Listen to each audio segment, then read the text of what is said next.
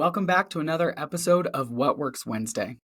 Today, I want to talk about kind of some recent news. So if you're listening to this episode a year from now, not that it won't be helpful, I think the education here will be great, but it's really pertinent to right now, September 2024, which says last week, the Fed lowered interest rates for the first time in years by 50 basis points. So that's big news for lots of people who've really been struggling with higher interest rates.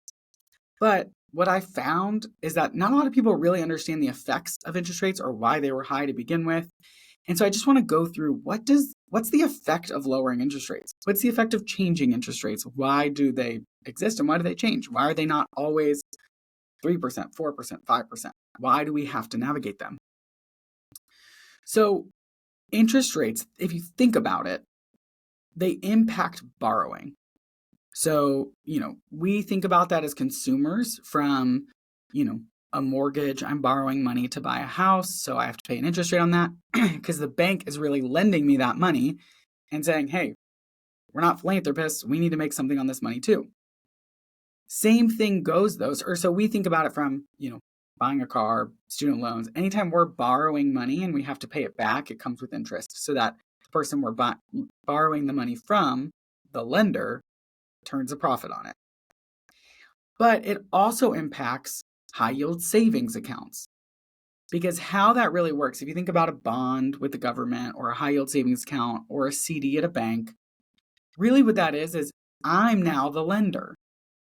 I'm putting my money in this account or in this CD or in this bond, which now the bank or the government or the private agency, whoever is I'm doing that with, they can now use my money however they want. I'm purchasing a 3-month bond, which means my money's tied up for 3 months. The bank can now use that however they want.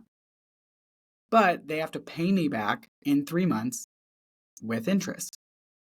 Or with a high yield savings account, if I need my money back, I can get it back. But in the meantime, they can use it, but they have to make sure they can pay it back to me with interest whenever I need it.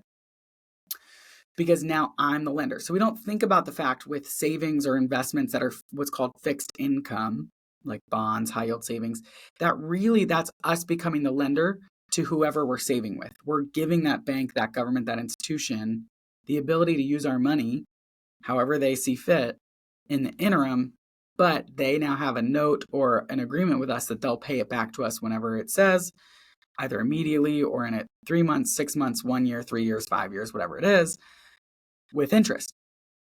So interest rates are set to help for borrowing needs.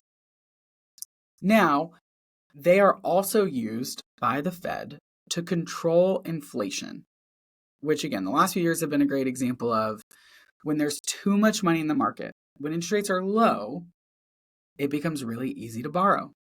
I can easily go get a house, 3% interest rate, who cares? It's not that big of a deal. So then I'm able to invest in the economy and impact the economy because I can buy a house and that drives up the economy. Or I have money in my pocket because I'm not paying so much on my student loan or on my mortgage payment every month that I have extra money in my pocket that I can go spend. So when interest rates are low, when it's easy to borrow money, we can spend more because there's more money to be spent. Well, that's great because then businesses are getting paid, things are happening, and therefore companies are growing, the economy is expanding, the economy is growing, all great things until it happens too fast, which is what happened in 2020, 2021. We got all this stimulus money pumped into the economy because of COVID, and we needed it. So the government gave us this stimulus money. People spent it. That put more money in pockets, grew businesses. Businesses could then expand, provide more jobs because they had more money. More people are getting paid. And the economy begins to spin really fast. But then because of that, inflation begins to go up because eventually prices are going up. Prices on other things are going up because more is happening. At which point, when inflation goes too much, we can't let that get out of control. That could go wild. There are countries where that has gone insane. So what the Fed does is they try and take money out of the economy. They try and slow down the growth. We got the pedal to the metal. Interest rates are historically low. We're going too fast. Okay, now we need to slow it back down.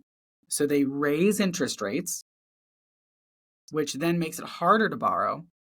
A lot of people who have 3% mortgage rates are struggling to buy a different house or buy more homes or do other things because they would have to pay a 6 or 7% interest rate, right? And that's a dramatic difference to your monthly payment. So many people can't afford that. And so then they just don't. They're like, I can't borrow. I can't buy a different house because the interest rates are too high. So what that does is that slows the economy. And from a saving perspective, I'm more likely to put money into a bond, into a CD, as opposed to spending my money. I'm more likely to tie my money up where I'm going to get a better interest rate, and therefore that money is no longer being spent. So it effectively takes money out of the market and it stops people from spending as much, and that slows it down. But it's slowing down because it's hard. People are like, I want to buy a house, but I can't afford to. Inflation's still really high, but interest rates are high. And that's created the challenge that we've been in recently. So the Fed's goal was to bring inflation back down. We're raising interest rates to compete with inflation, to bring inflation down. Interest rates low, inflation high. Interest rates high, inflation low. But it takes time. It's not instantaneous. So now that inflation has come back down, it's slowed dramatically. Now the Fed can begin cutting rates back down to livable rates where, people can begin buying houses again. People can, borrow again, get notes, get loans, and begin coming back into the economy. So here's some effects of that. So that's kind of economics 101, inflation versus interest rates. If I haven't lost you already, if your eyes aren't already glazed over, here are the effects of this lower interest rate. One, mortgage rates will come down, and that's a big one. So many people have stayed out of the real estate market because interest rates are high.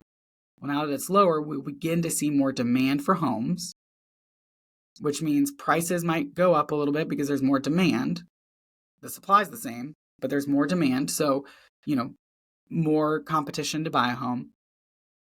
We'll see current people who've bought houses in the last few years beginning to refinance. It's now a good time to consider, should I refinance? Would that lower my monthly payment, put more money back in my pocket? So that's one thing, is borrowing costs are low. So you might see people, renegotiating personal loans, refinancing mortgages, things like that to try and get lower payments, which is a huge opportunity for people to get some relief. You'll also see high interest savings and CDs and things like that, where the rate might come down a little bit. We saw a lot of high interest accounts that were maybe at 5.1 are now at 4.6. The ones that were at 4.5 might be at 4% now because, interest rates have dropped. So banks are now not crediting as much interest. So flip side, it's easier to borrow, but it's harder to get as big of a return on fixed vehicles. Now, 4% is still a great return on fixed. It's the historical average. So that's great. So that's one. And an effect of that is you might want to consider, if I have a mortgage, if I bought a mortgage or I took out a loan in the last few years, is now time to reevaluate. The cautionary tale I will tell you is the Fed predicts to continue to cut rates. That's part of their plan.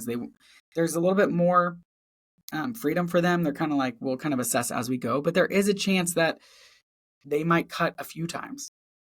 And so if you don't necessarily want to pay closing costs to refinance over and over and over again, and potentially, lose the benefit of actually having a lower payment in the form of closing costs. So for some people, we've said, hey, maybe it's a good time to wait. Maybe it's a good time to just say, hey, we're going to hold for a little bit, see if it comes down again to an even lower rate, and then refinance.